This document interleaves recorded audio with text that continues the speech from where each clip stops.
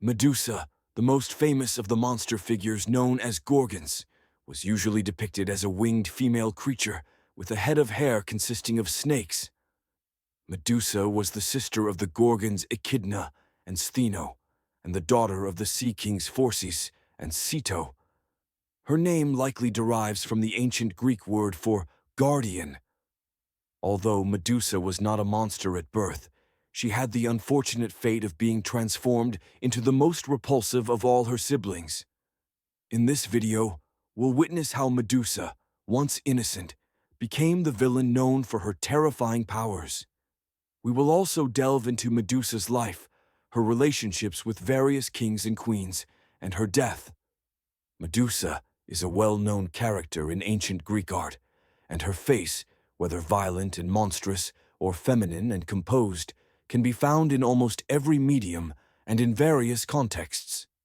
The most common explanation of Medusa is that she is an apotropaic emblem, similar to the contemporary evil eye, intended to protect against and ward off negativity. She is a deadly menace designed to discourage other dangerous threats, a symbol of evil meant to repel evil.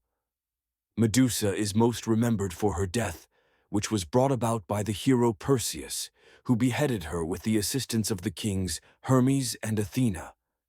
Hesiod's Theogony contains the earliest story of Medusa's death, depicting her decapitation and mentioning her children, Pegasus, the winged horse, and Chrysaor, the giant, who sprang from her neck.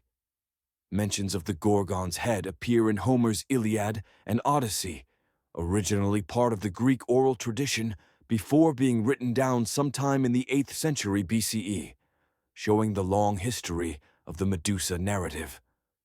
Medusa's complex nature is reflected in her appearance across various myths. She is shown in many forms in ancient Greek art, with her look evolving significantly over time. Nevertheless, she is always recognizable due to her stunning frontality.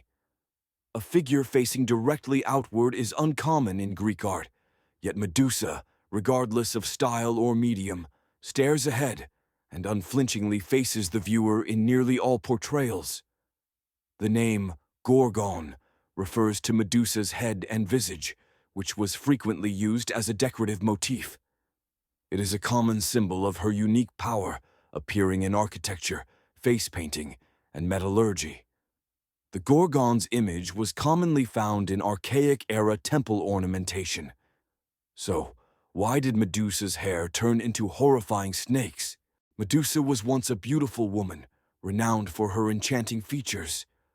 Her long, flowing hair was so luxurious that it became the envy of many, and her beauty was so captivating that even the kings couldn't resist her allure.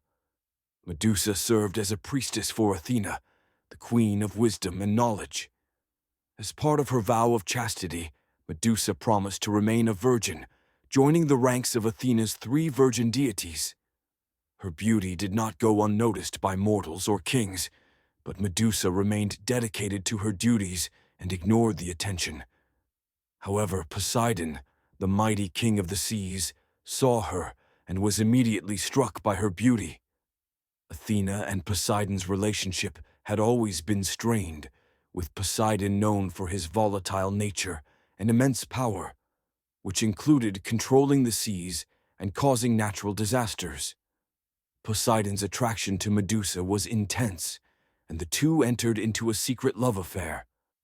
The affair led to the birth of 2 children, but it was not kept hidden for long.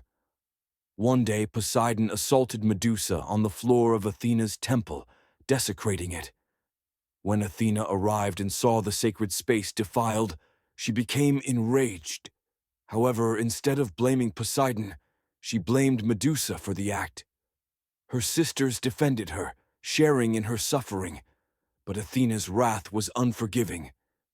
As punishment, Athena cursed Medusa, transforming her hair into venomous snakes and granting her immortality, leaving her to live with her monstrous appearance forever. Medusa's transformation came with an additional curse. Anyone who dared to gaze directly into her eyes would be turned to stone. This curse isolated Medusa even more, as she could no longer interact with humanity without causing harm. Her monstrous appearance, alongside the fear and revulsion it invoked, made her an outcast in society.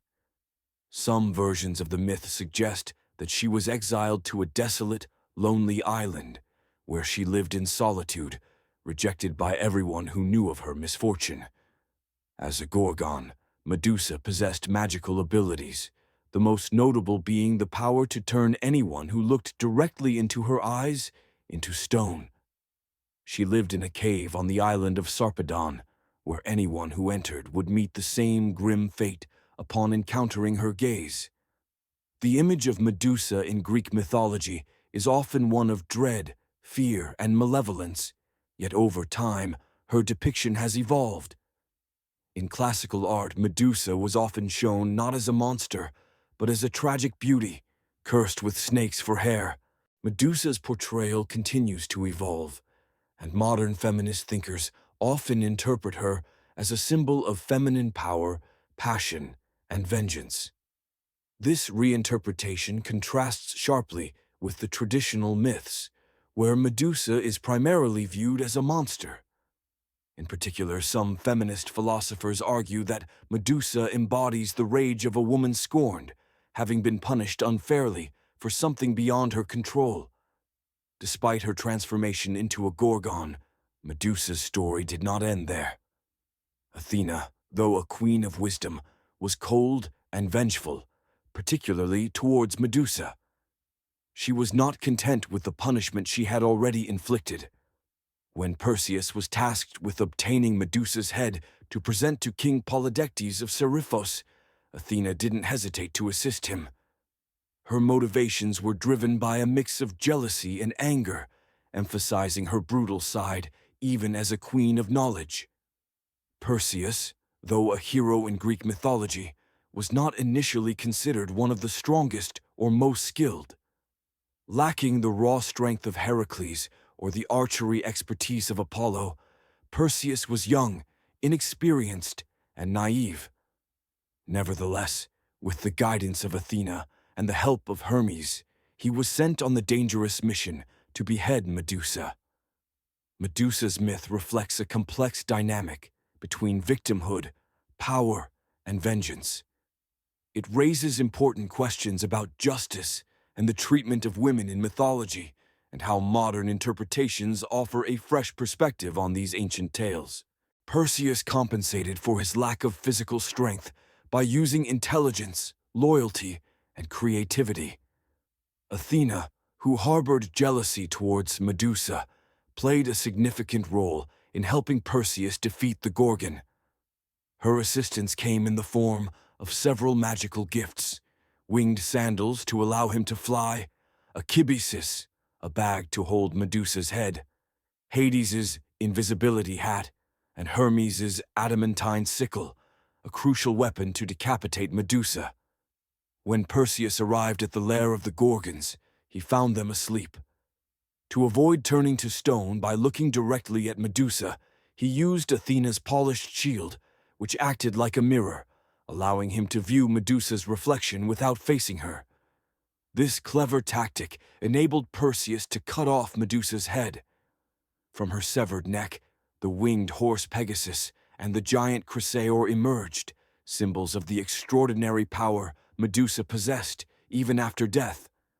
After severing Medusa's head, Perseus placed it in his kibisis, but before he could leave, the remaining Gorgons awoke and gave chase. However, due to the invisibility hat, Perseus was able to escape unscathed. Over time, Perseus used Medusa's head in multiple instances, including turning Polydectes and his followers to stone when he returned to Seriphos. He also used Medusa's head to save Andromeda from the sea monster Cetus, further proving its power and versatility. Eventually, Perseus gave Medusa's head to Athena, who placed it at the center of her shield, the Aegis, as a symbol of power and intimidation. The head served as a formidable weapon against anyone who dared oppose Athena. The story of Medusa raises an essential question about villainy. Was Medusa truly a villain, or was she a victim of the king's actions? Athena's involvement in the punishment and her reasoning for cursing Medusa with the ability to turn men into stone creates a moral dilemma. Did Medusa ever desire to harm others, or was she simply a tragic figure who became a monster due to circumstances beyond her control?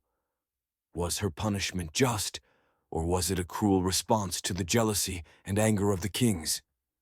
The myth of Medusa serves as a reminder that villains are often products of their environment and the way society or kings treat them.